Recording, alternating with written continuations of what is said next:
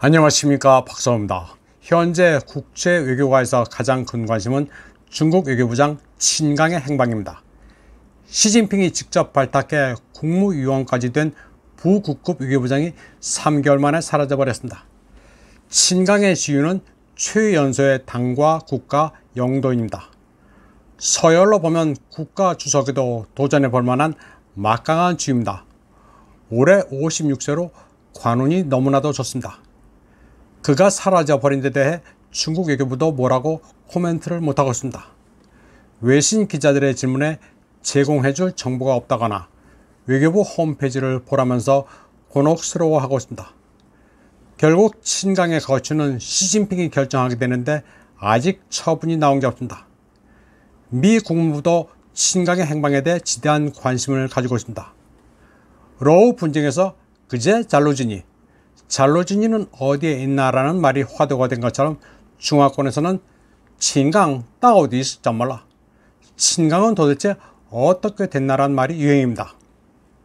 친강 스토리는 언뜻 삼류 잡지의 소설 같지만 계속 실타래처럼 뭔가 나오고 있습니다. 우선 연문설이 있는 푸샤오텐이란 펑앙TV 앵커도 친강과 뭔가 확실한 관계라는 정황이 나오고 있습니다. 친강과 푸샤오텐이 만난 지 딱 1년 되는 날인 6월 24일 두 사람은 인스타그램에 의미심장한 포스팅을 했습니다. 중국에서 경사를 의미하는 붉은 복장을 한 푸샤오텐의 모습과 LA에서 열린 공개 행사에 참석한 친강의 모습입니다.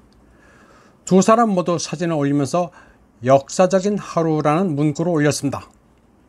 푸샤오텐은 아이를 낳고서는 계속해서 소셜미디어에 육아일기를 올렸습니다.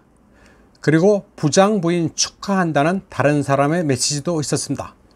또 얼킨이란 암호 같은 단어를 포스팅했는데 이는 얼친, 즉 친강의 아들이라고 해석되게 됩니다.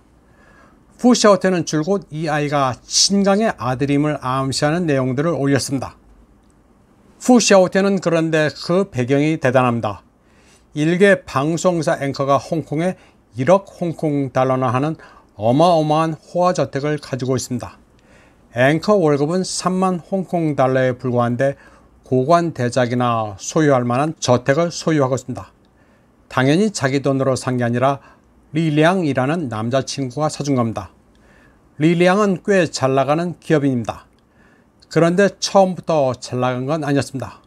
원래 인민대학 강사였는데 리샤올린이란 귀인을 만나 사업가로 변신해 큰 돈을 벌었습니다. 리샤올린은 리펑 전 총리의 딸입니다.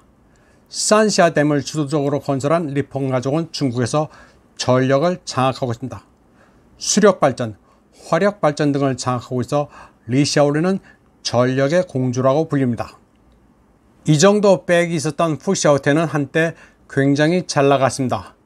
캠브리지 대학 처칠 학원을 졸업한 뒤 그녀의 이름을 딴 가든까지 조성되는데 개막식에 주영 중국 대사까지 얼굴을 들이밀었습니다. 상하이빵이 물주가 돼 일개 방송사 앵커를 밀어준 겁니다. 리펑 가족이 밀어줬으니 그 파워나 금전이 천하무적이었습니다. 리펑 가족은 시진핑의 라이벌 파벌인 상하이빵 소속입니다. 화면의 왼쪽부터 리샤올린, 리량, 푸샤오텐, 친강입니다. 쉽게 말해 시진핑의 최측근인 친강이 상하이빵과 엮인 것입니다. 시진핑이 중국을 평정하면서 상하이빵은 하나하나 꺾였습니다. 푸샤오텐 주변 인물들이 마카오 도박 등으로 적발되면서 싱가포르 같은 데로 튀었습니다. 그래서 푸샤오텐이 생존을 도모하기 위해 시진핑 측근으로 위세가 높은 친강에 접근해 그의 내연녀가 됐다는 설도 있습니다. 그런데 중국에서 최고위층은 내연녀나 금전 가지고는 절대 숙청되지 않습니다. 여자 문제는 사실 쪽란하이에서 큰 문제는 아닙니다. 그런데 묘하게도 친강이 화제가 되면서 중국 로켓군에서 무슨 일이 있는지도 의문입니다.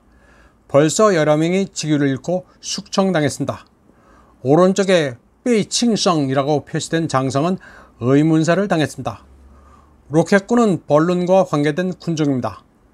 벌룬 사건은 친강이 주미 대사로 있을 때 벌어진 일입니다. 또 친강과 관련해 러시아 측이 모종의 정보를 제공했다는 설도 퍼담다.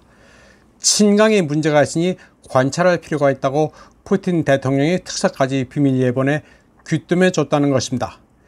친강과 관련된 문제는 미스테리한 게 너무나도 많습니다. 전모가 밝혀질지는 미지수지만 밝혀진다면 책 한 권을 써도 될 분량입니다.